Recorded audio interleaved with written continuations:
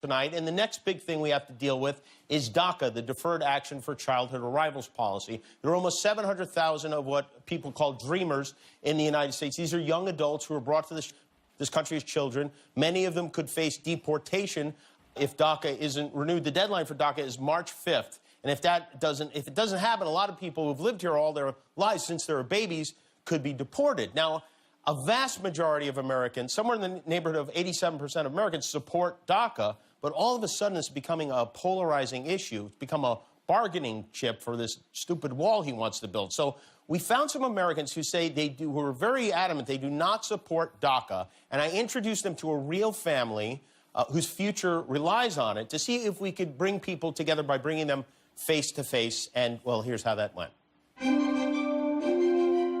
Celeste, I'm Jimmy.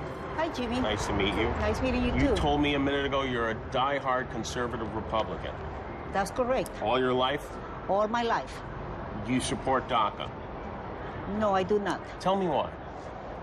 Well, because their parents made a mistake of blatantly circumvent the rule of law. Do you believe that someone who came to the United States as a baby, who is now an adult, should be sent back to wherever they came from?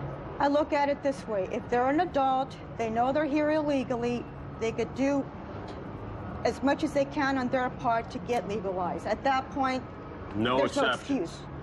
Correct.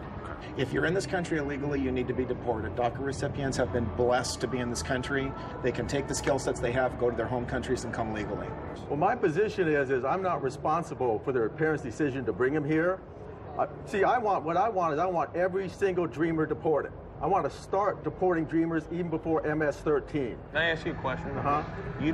You don't play Santa at the mall ever, do you? No.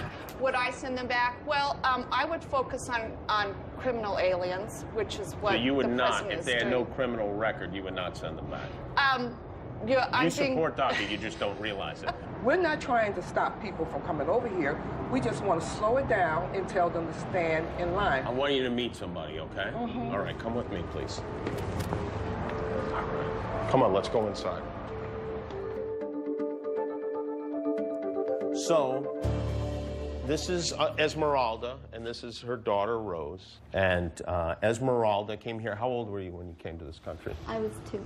You were 2 years old. Parents brought you here from where? Mexico City. From Mexico City. Yes. You have a baby now. Yes. And you are a DACA recipient. You signed up.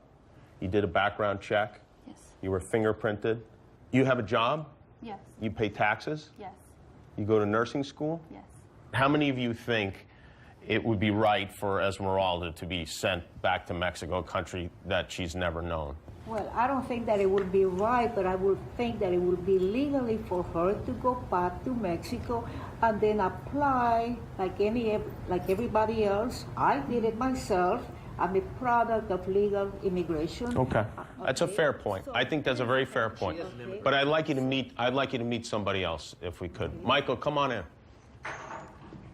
So, Michael, have a seat right there, if you would. So Michael is Esmeralda's fiance and Rose's dad. Tell us about yourself, Michael. I'm born and raised in Kansas, deep down the beautiful country. I grew up really strong conservative. I work in the Max prison, and on my part-time job, I'm a United States soldier for the Army National Guard. And Michael is being deployed soon overseas, which leaves his fiance and his daughter behind, which means his fiance could be sent back to Mexico while he's overseas. So do you think a man who's serving this country, who's an active member of the military, do you think he should be treated like this? First off, the little girl cannot be deported. I think she should be deported. She needs to go back to her own country and work on fixing her own country. If she wants to come over legally, that's his responsibility to figure out how she's going to get back here. So as a former military guy, you don't feel that a fellow veteran, a fellow military man... First off, she can go back and come in the legal way. Do you know that if she goes back, it could take 10 years for her to get her green card? She'd have to stay in Mexico? I would get an immigration attorney. Yes. We do have one. And that's what the immigration attorney told me. What you said. Jimmy, Yes. we can agree to disagree, but I know that you will concur with me that we live in a most loving, compassionate, and exceptional country.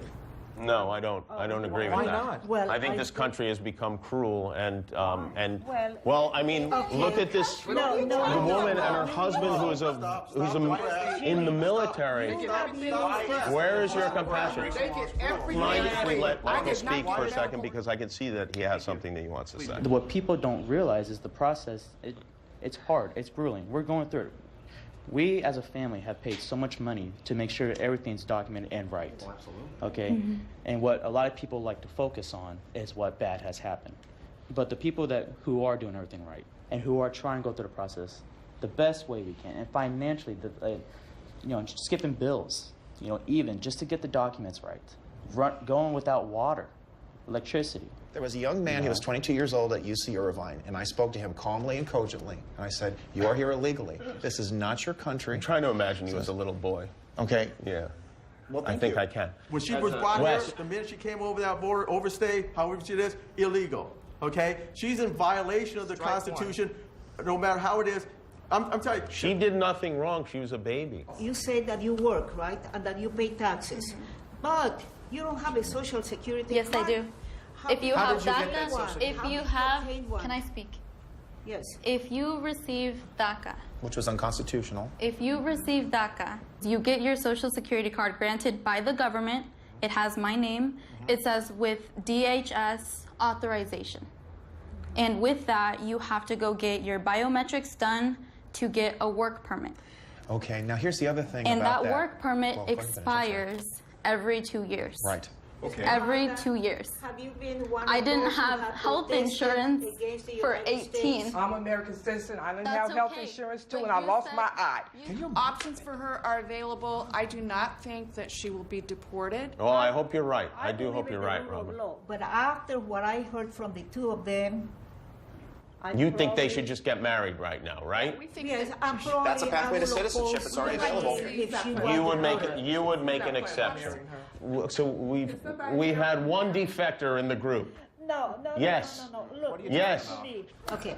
I'm not, for the record, I'm not a defector. I stand strong against DACA. Except for in this case, In this case, yes. you're a defector. But I love you. It's okay. All right. Well, there you go. We got one of them. Come sit over here with us. You come over here. No. And that's getting it. in trouble. I'm not All getting right. in trouble. Look at how cute that kid is. That kid should be here. We made almost no progress, The knife but may be in I would my like to back. thank everyone for spending their Deport mornings. the rest of them. Deport the other 700,000. Right. Yeah, We why got not? Bad Santa over You can't here. argue